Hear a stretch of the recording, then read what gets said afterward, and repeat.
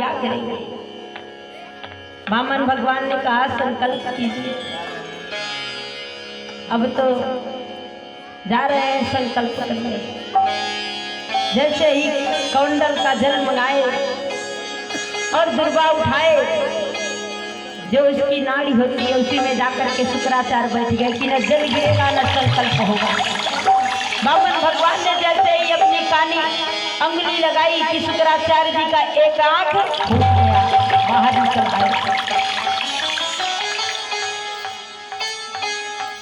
और तब शुक्राचार्य ने कहा कि बलि तूने गुरु की बात नहीं मानी है, इसीलिए जा, तेरा सब कुछ तुझसे छिन जाएगा।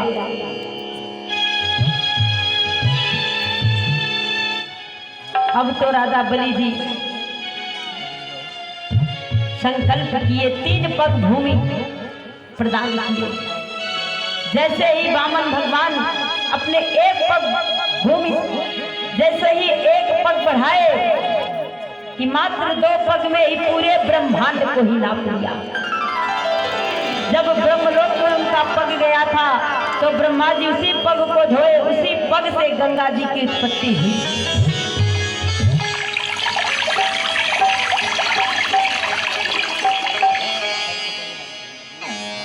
और एक पग बच गया, इसे कहाँ रखूं?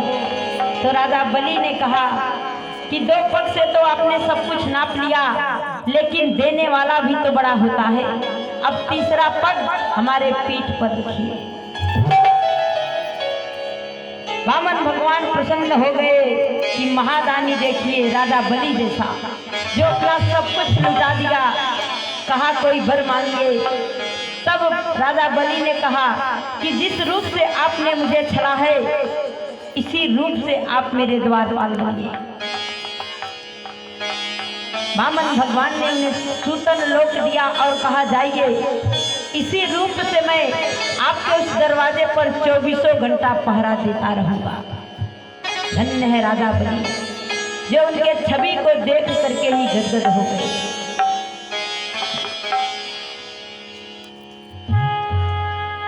तो धन्य थे भगवान, उनकी लीला अपरंपार होती है। कब किसी को राजा बना दे और किसी को रंग ये कोई नहीं जानता।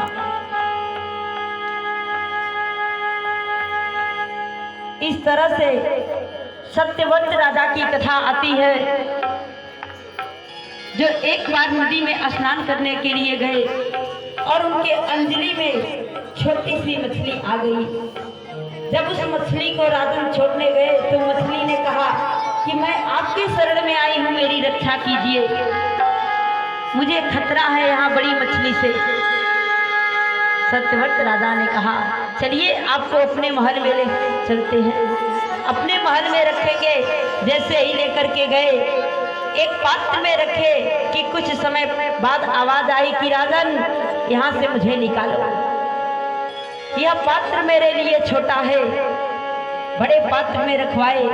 थोड़ी समय बाद फिर आवाज आई कि राजन यह भी पात्र मेरे लिए छोटा हो गया, मुझे कहीं और रखो। इस तरह से हर बड़े पात्र में रखवाते गए। फिर उस मछली को जब समुद्र में छोड़ने गए तो और बड़ी हो गई। तब राजा हाथ जोड़ करके खड़े हो गए कि कृपया करके बताइए आप कौन हैं?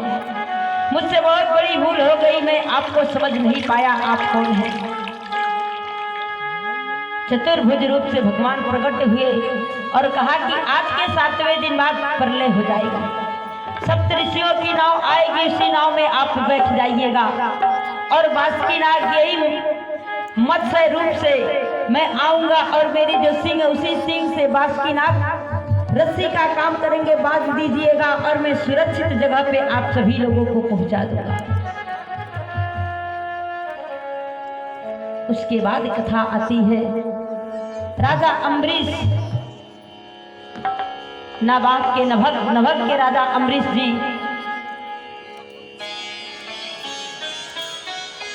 भगवान श्री कृष्ण के ही भक्त थे। उनके राज्य में सभी लोग सुखी थे, लेकिन नगर से बाहर मंदिर बनवा करके वही भगवान श्री कृष्ण की पूजा करते थे।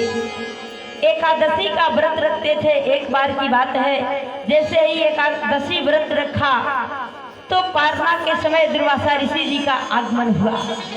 अम्बरीश राजा बड़े प्रसन्न हुए। उन्होंने कहा दुर्वासा ऋषि से कि आप हमारे यहाँ प्रसाद ग्रहण कीजिए। दुर्वासा ऋषि ने कहा ठीक है राजन, गंगा स्नान करके आते हैं तब भोजन करेंगे। अब दुर्वासा ऋषि जी गंगा स्नान के लिए गए, विलंब होने लगा। यदि एकादशी व्रत करते हैं और पारण ठीक समय पर नहीं करते हैं तो आपका व्रत खंडित माना जाएगा। राजा अम्बरीश जी ब्राह्मणों से पूछने लगे कि क्या कोई दूसरा उपाय नहीं है कि जिससे मेरा व्रत भी पूरा हो जाए और दुर्वासा ऋषि का अपमान भी ना हो। तो ब्राह्मणों ने बताया कि जल को अन्न भी माना जाता है और नहीं भी माना जाता है। जल पी करके आप अपना व्रत तोड़ सकते हैं। जैसे ही जल ग्रहण किया उसी समय दुर्वासा ऋषि जी आ गए। क्रोधित होकर के कहे कि राजन मेरा अपमान करता है, अरे मुझे बिना खिलाए अपने भोजन ग्रहण करता है। राजा अम्बरीश जी हाथ जोड़ करके खड़े हो गए। दुर्वासा ऋषि ने कहा कि तू मुझे नहीं जानता है। एक राक्षसी को उत्पन्न किया और जैसे ही वो राक्षसी राजा अम्बरीश के तरफ बढ़ी, धन्य है राजा अम्बरीश, हाथ जोड़ करके खड़े हुए। हमें चिंता नहीं है, उन्हें चिंता हमारी है। और भगवान हमें चिंता नहीं, उन्हें चिंता हमारी है। हमारे अंग के रक्षक सुदर्शन चक्रधारी, हमें चिंता नहीं करनी चाहिए। हमें चिंता नहीं है, उन्हें चिंता हमारी है। हमारे अंग के रक्षक सुदर्शन चक्रधारी। भगवान श्री कृष्ण का सुदर्शन चक्र आ गया और दुर्वासा ऋषि के पीछे पड़ गया। लगे दुर्वासा ऋषि जी भागने। भागते भागते ब्रह्मा जी के लोक में पहुंचे। ब्रह्मा जी ने भी जगह नहीं दिया। कैलाश पर्वत पर पहुंचे। भोले बाबा ने कहा कि हम भी नहीं बचा सकते, जाइए यहाँ से। इस तरह से जब श्री हरि जी के पास पहुंचे, बचाइए, तो श्री हरि जी ने कहा अपराध आपने राजा अम्बरीश का किया है, उन्हीं के शरण में जाइए। यदि वह बचा सकते हैं तो आप बच जाएंगे, नहीं तो आपको बचाने वाला कोई नहीं है। तीनों लोकों में भागते रहे राजा अम्बरीश, दुर्वासा ऋषि जी, और तब राजा अम्बरीश जी के पास पहुंचे। रक्षा कीजिए। राजा अम्बरीश जी हाथ जोड़ करके खड़े हो गए। सुदर्शन चक्र वही रख गया। क्षमा कर दीजिए इन्हें। और तब दुर्वासा ऋषि को पता चला कि भगवान के भक्त होते क्या हैं। भगवान कहते हैं कि जितनी गालियां देनी है हमें दे लीजिए, पर अगर हमारे भक्तों को गाली देंगे तो वह बर्दाश्त नहीं करेंगे, वह सहन नहीं कर सकते। इस तरह से कथा आती है कि मानधाता की 50 कन्याएं थी। एक बार की बात है, जो शांभरी नाम के ऋषि थे और वह नदी के किनारे मछलियों को किड्डा करते देख लिया। पहुंच गए मानधाता के यहाँ। कहा कि एक कन्या दीजिए, हम विवाह करना चाहते हैं। मानधाता सोचने लगे कि इतनी उम्र के ऋषि हो गए हैं, यदि अपनी पुत्री को नहीं देता हूं तो यह श्राप दे देंगे।